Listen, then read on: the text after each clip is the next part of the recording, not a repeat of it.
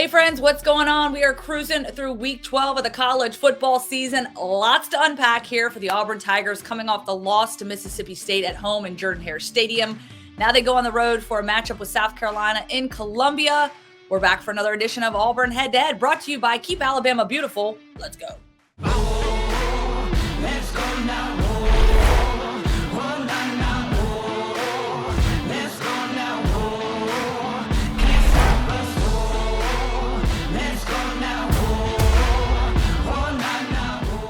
Cole Kubelik with WJOX. Catch him alongside Greg McElroy in the mornings from 7 to 10. You can also catch him on SEC Network with Tom Hart and Jordan Rogers. And Cole, let's just unpack this thing here with Mississippi State. Auburn giving up a 25-point lead in its 43-34 loss. And Auburn had every bit of momentum in its favor, especially there in the first half, until it didn't. And what's worse, Bo Nix just underwent surgery after breaking his ankle in the game Saturday in the third quarter. Yet he finishes out the game. So we'll kind of dive into that. But first, I just want you to tell me, in your opinion, as you watch the game unfold, what happened to this Auburn football team? I just don't think they finished. And it's disappointing because, as you said, Lauren, it looked like the offense came out, was hot, was going to be able to move the football consistently, wasn't going to have a problem putting the ball in the end zone.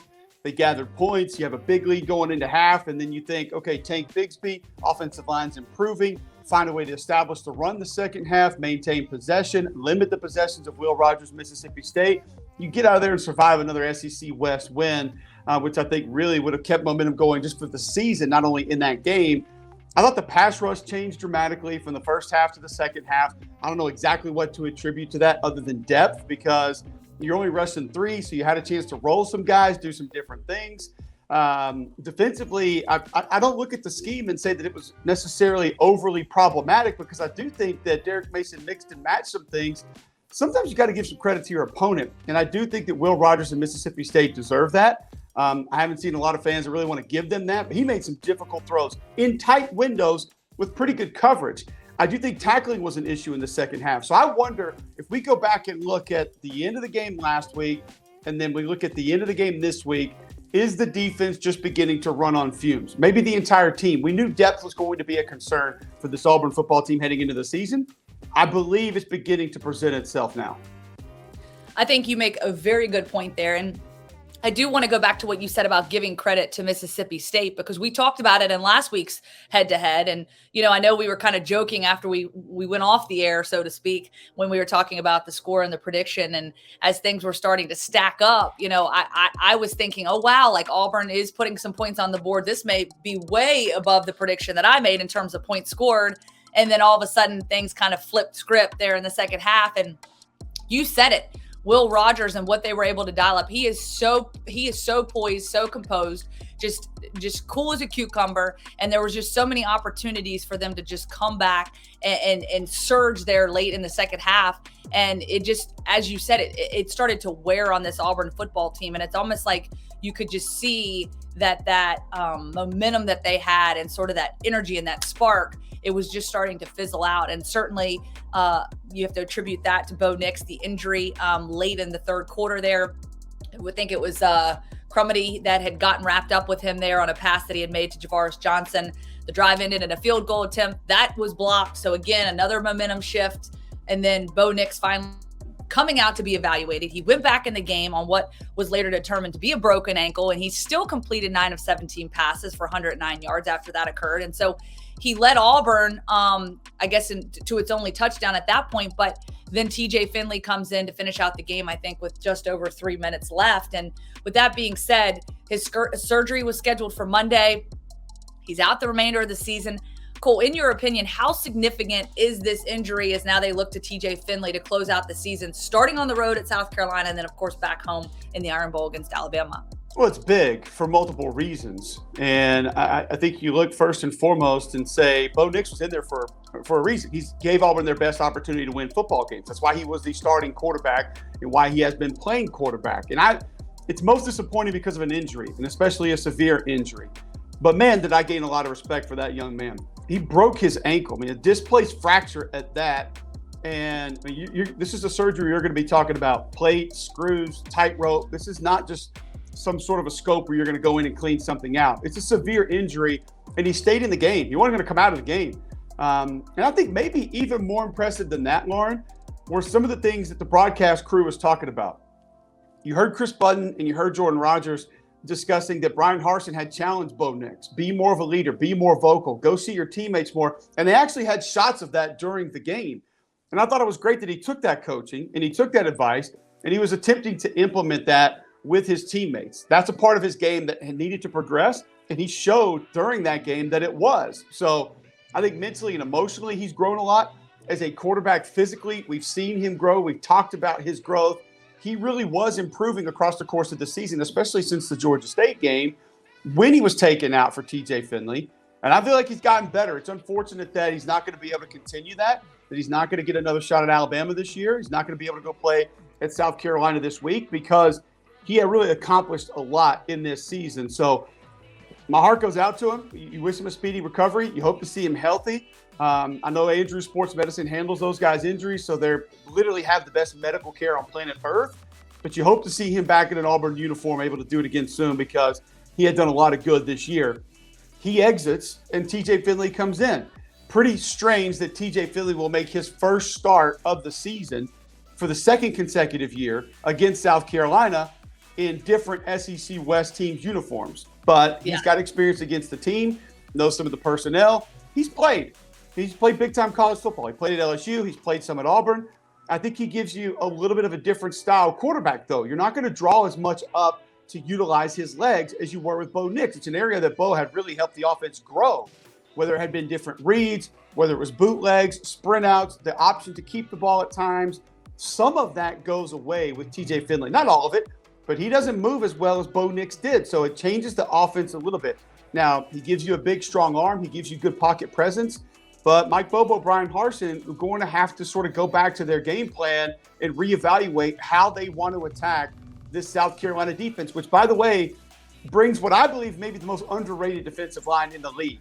I'm not saying it's better than Georgia. I'm not saying it's better than A&M or better than Alabama, but an underrated defensive line that doesn't get a ton of credit with guys that can get to the quarterback and can cause some problems. So it will be a challenge, one, to establish the run, and two, to protect TJ Finley, because this defensive line can cause problems. Yeah, Cole, and I love all the points that you make. Certainly want to go back to Bo Nix real quick. We wish him a speedy recovery. I think that's obviously goes without saying. I mean, what a tough young man to come out there and continue to compete. I knew the ankle hurt him, but just to know the significance of that, and as you said, this is not just a little tweak, a little sprain. This is a very significant injury that he had to finish that game out to the best of his ability, and certainly wish him well there. And so when we look at this matchup with South Carolina, they've certainly had their own struggles this season, especially with consistency. They get a huge win over Florida, which I know we can't necessarily maybe say is huge considering what happened against Stanford this past weekend, but there was momentum there, and that did not carry over in the win column for them against Missouri this past weekend. But South Carolina is still within striking distance of bowl eligibility. That's what they're trying to achieve here. If they get a win against Auburn or Clemson, they become bowl eligible. So I think that is sort of their goal when they're coming into this matchup there in Columbia at Williams-Brice Stadium. Now, they've dealt with their own share of injuries, had to shuffle guys around, especially at the quarterback position. And so that's been something that's been unique and interesting to me to watch unfold, because you got Zeb Nolan and then you got Luke Doty. Well, Luke Doty's now out with the rest of the season with the foot injury. Obviously, the surgery he ended up having there. Zeb Nolan has to get the meniscus cleaned out. And so now Jason Brown, your FCS transfer, is starting now his second game. He started against Florida, obviously managed things, got the win. Now he makes his, I guess it would be his third start, right? So he started against Missouri. Now we'll see him against Auburn. But they really struggled, from a defensive standpoint and stopping the run, in my opinion. That is one area that I think this Auburn football team can take advantage of, is being able to run the football more effectively, more efficiently.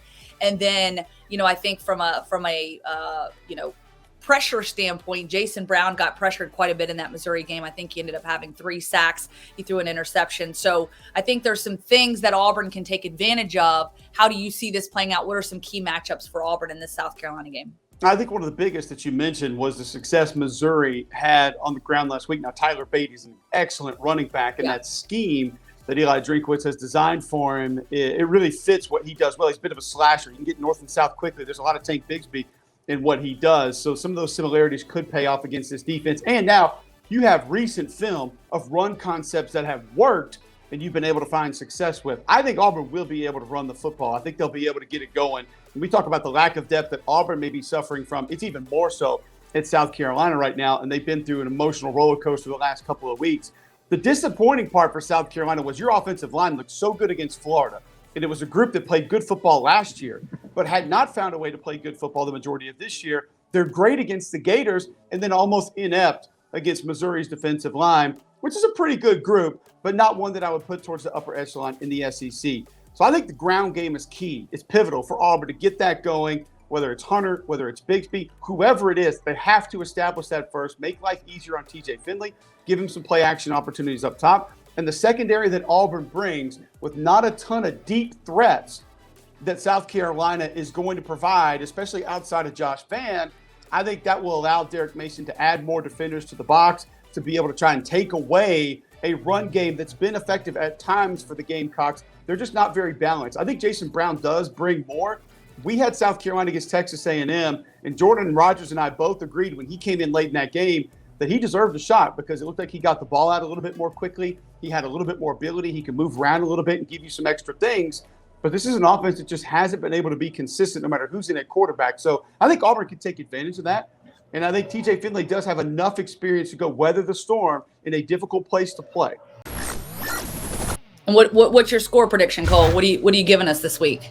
I'm going to go 21-13. I think Auburn gets the win. I think they do establish that run game. I think the play action will provide some opportunities up top. That's another thing that I think we found last week is that Auburn may be closing in on their number one wide receiver. We've asked all year, who could it be? Who would it be? Kobe Hudson finally looks like that guy. And I think you go out and try to make him that guy because he showed with that one-handed catch, a couple tough catches over the middle in traffic last week, that he appears to be able to be a number one target. So feed him the football and see if he can go out and be that number one receiver because the secondary for South Carolina outside of safety has struggled a little bit. I think there's some big plays to be had, and I think TJ Finley can find a few, and I think Auburn gets a road win in conference.